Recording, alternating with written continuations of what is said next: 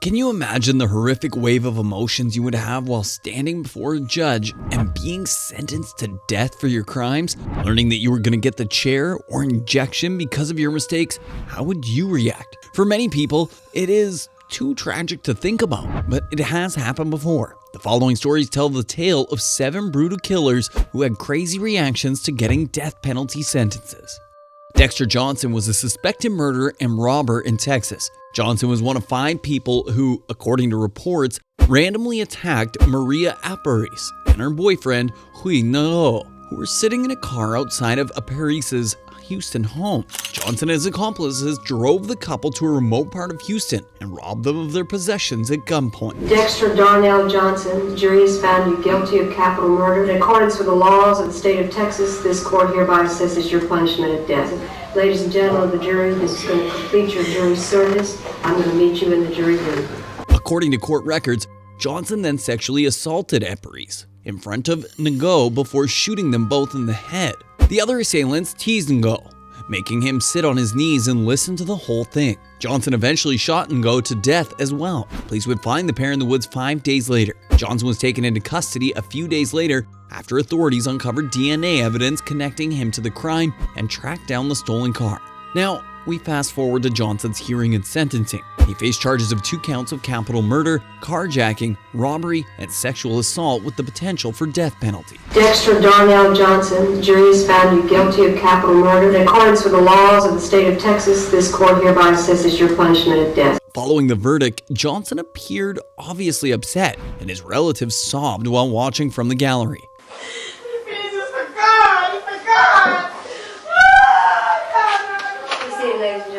And then this happened.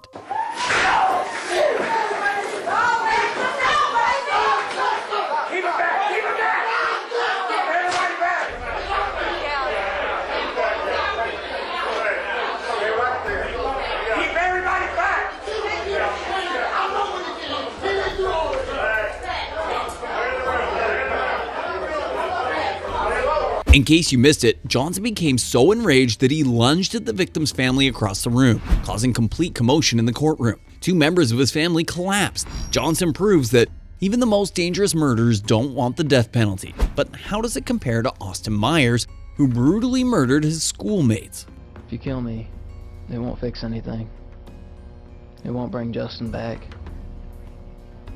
It's only gonna hurt more innocent people. This is Austin Myers of Ohio, an amateur robber and a convicted schoolmate killer. Austin Gregory Myers and Timothy E. Mosley were both involved in the January 28, 2014 murder of 18-year-old Justin Back in Waynesville, Ohio. Knowing his victim since middle school, Myers carefully organized the theft with the intention of robbing Back's stepfather of a safe. Strangling him, that way it would create no mess.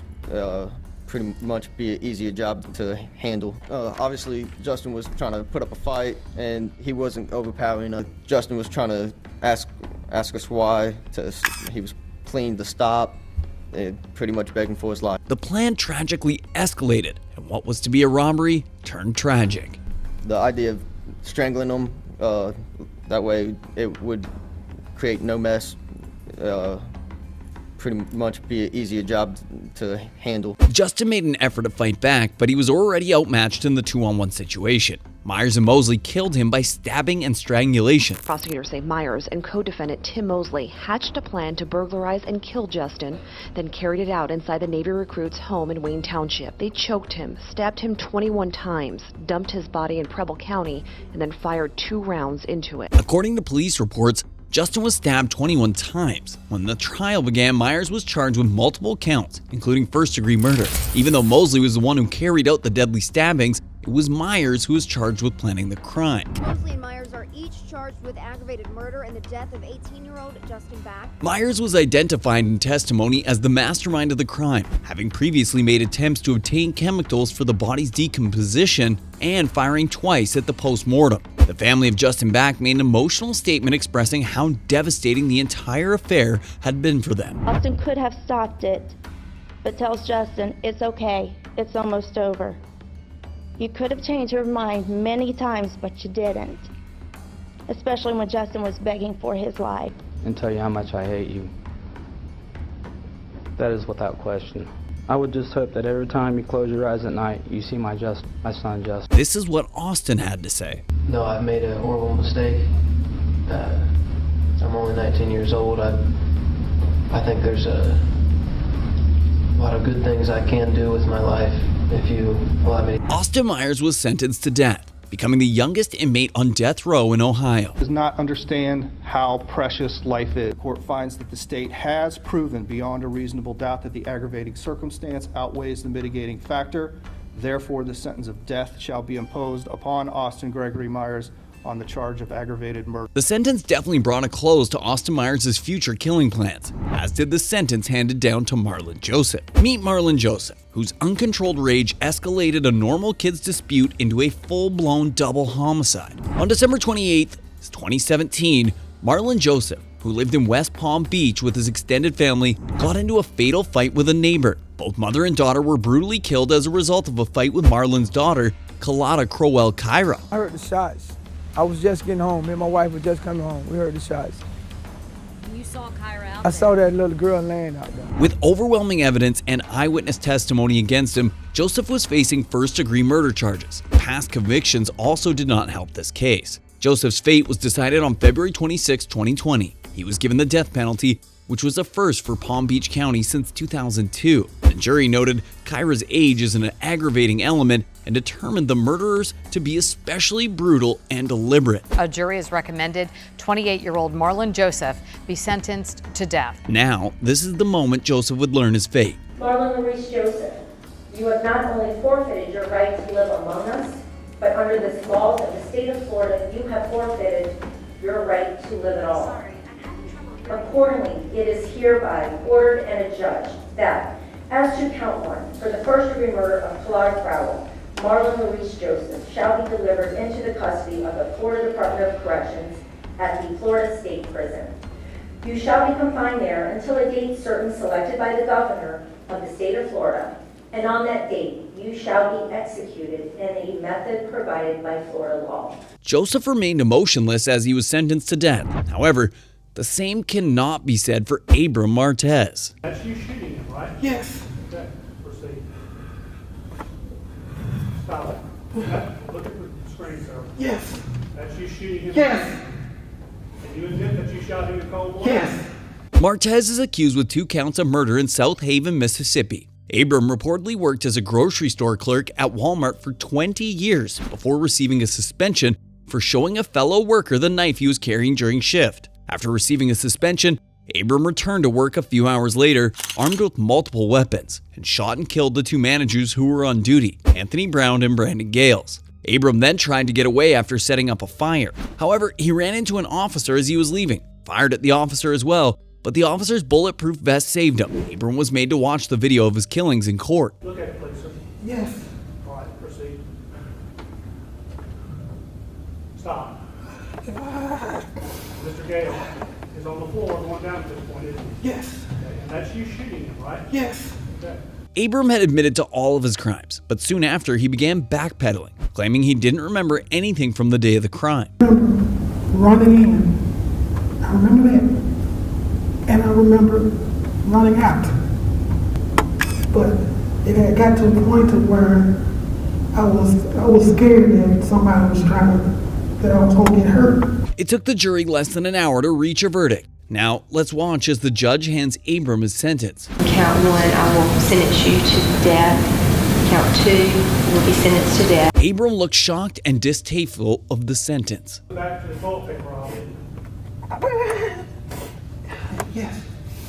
You'd think Martez is a downright freak. It's Ramirez's actions that will send the chills down your spine. This is Ricardo Richard Leyva Munoz Ramirez, also known as Night Stalker, the most unfazed freaky killer on the list. Ramirez terrorized California from June 1984 to August 1985. In a tree or hide behind a fence and watch his victims at nighttime and wait into the wee hours of the night.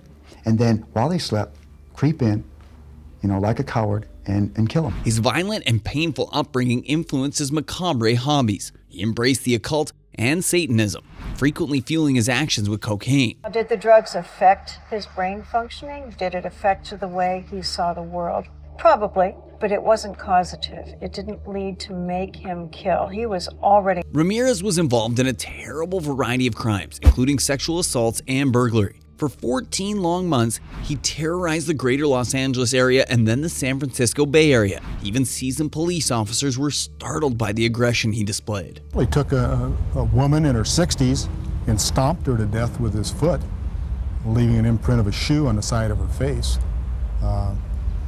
From that to just executing somebody upon walking into a room after he entered a house. He strangled, he used a ligature, he used a tire iron on a young girl.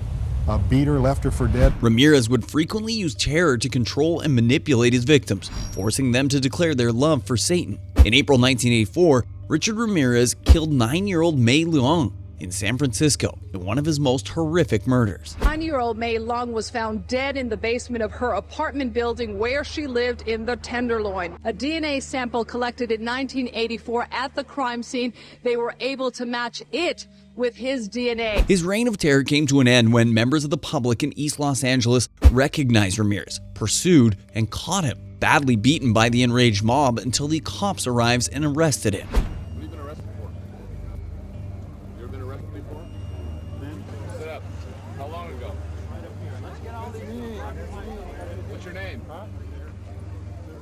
If you think the murders were brutal, you have to wait to hear how he justified them. In court, Ramirez was found guilty on 13 counts of murder. He never expressed remorse for his heinous crimes during the trial. The fact remains that what is. You don't understand me. You are not expected to. You are not capable of it. I am beyond your experience. I am beyond good and evil. Legions of the night breed. Repeat not the errors of Nightcrawler and show no mercy. I will be avenged. Lucifer dwells within us all. While in custody, Ramirez initially claimed to not know why he committed the relentless killing. Why did you kill those people? No comments. I cannot answer that at this time. But later, he provided some insight into his actions. They are desires, whereas if I didn't give in to them, I would be crushed by them. I believe in the evil in human nature. This is a wicked world, and in a wicked world, wicked people are born. I'm not going to blame society, my race, or people, or anything. It is up to the individual like myself to keep on knocking on whatever door they want to get into. Ramirez passed away in a California hospital on June 7, 2013 as a result of complications from B-cell lymphoma. If you think his actions were bizarre, then you haven't heard the case of Tiffany Moss. On the tragic day of November 2, 2013, 10-year-old Abram Moss met a harrowing fate at the hands of her caregiver, her stepmother, Tiffany Moss. But this grim event was just the culmination of a life marred by abuse and neglect inflicted upon Amani by Tiffany. But how did Amani end up dead? The backstory of Amani's troubled life unveils a series of unfortunate events. Amani wasn't living with her biological mother due to a tumultuous family situation. Instead, she lived with her father, Abram Moss, and stepmother, Tiffany Moss. However, her home life was far from nurturing. According to reports, Amani endured years of mistreatment, with Tiffany at the forefront of the abuse. Amani's terrible domestic environment worsened when she reported to the school nurse that she was terrified of going home, as she would be beaten. Tiffany was charged with child abuse for this, receiving 5 years of probation and even losing her job. But this only fueled her hate for Amani, leading to more abuse and Amani's eventual death. The final events leading to Amani's death unfolded in a chilling manner. Tiffany and Iman subjected Amani to relentless maltreatment, depriving her of food and basic care.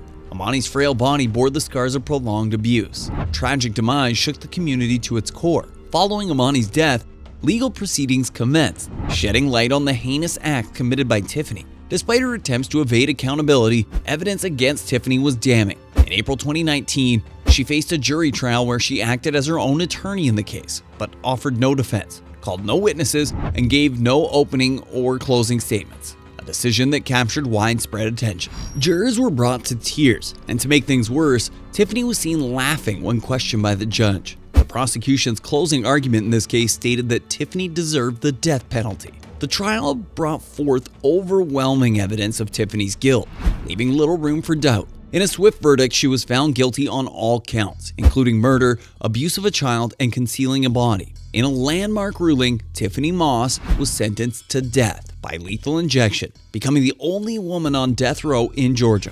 Abram Moss is currently serving life in prison for the death of his daughter. Lori Benoit, a spokesperson for the Georgia Department of Corrections, told CNN that Tiffany Moss would be the third woman to be executed in the history of the state. First was Lena Baker, an African-American maid who had been sentenced to death in 1944 by an all-white, all-male jury for killing a man that she said had held her against her will, threatened her life, and seemed ready to strike her with a metal bar. 60 years after her execution, Georgia's parole board granted Baker a posthumous pardon, concluding that it was a grievous error to deny her clemency. The second was Kelly Gissender, who was put to death in 2015 for plotting her husband's murder in 1997 alongside her boyfriend. Dylann Roof's attack on the Emmanuel African Methodist Episcopal Church in Charleston, South Carolina on June 17, 2015 remains one of the most tragic and chilling hate crimes in recent American history.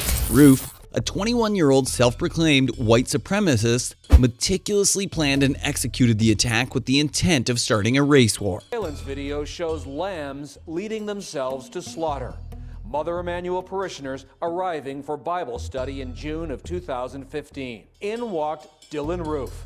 His fanny pack carried a .45 Glock pistol and 7 magazines loaded with hollow point bullets. This surveillance video shows lambs leading themselves to slaughter. Mother Emanuel parishioners arriving for Bible study in June of 2015. In walked Dylann Roof, his fanny pack carrying a .45 Glock pistol and 7 magazines loaded with hollow point bullets. During the session, Roof sat quietly for about an hour before he stood up and opened fire on the congregation with a .45 caliber Glock pistol. In the massacre that ensued, 9 innocent parishioners lost their lives, including the church's pastor, Reverend Clementa C. Pickney. Among the victims were Cynthia Hurd, Susie Jackson, Ethel Lance, DePayne Middleton Doctor, Tywanza Sanders, Daniel Simmons, Sharonda Coleman Singleton, and Myra Thompson. The agent later asked why he did it. Roof said, "I had to do it, because somebody had to.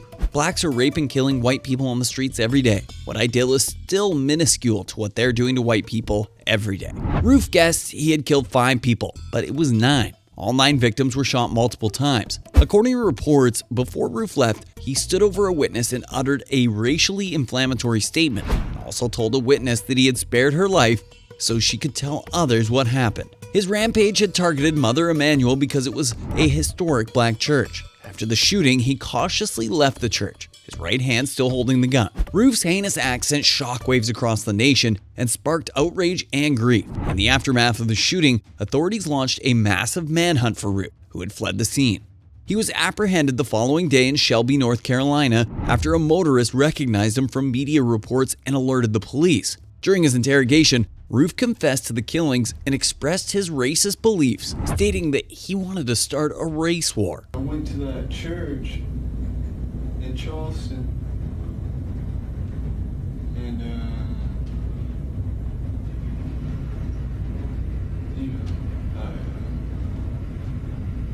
I did it. Did what? Well, I mean,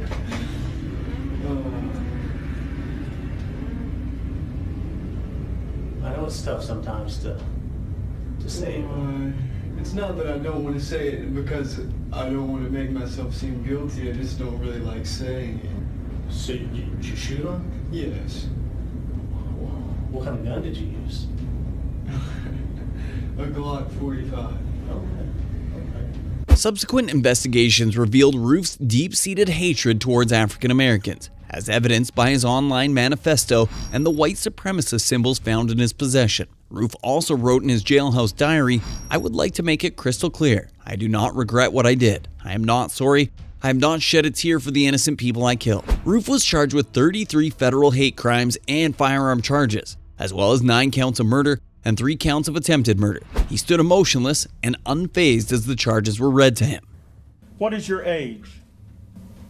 21. From the bench, Chief Magistrate James Gosnell expressed sympathy and support for both the victims of the shooting and Roof's family. I knew many of these people, I admired them and loved them and worked with them, and so it's It's the hardest thing I've done in this job and probably the hardest thing I'll do in my life. In December 2016, he was found guilty on all counts in federal court, and in January 2017, he was sentenced to death. Which of these tales was the most chilling? Let us know in the comments down below.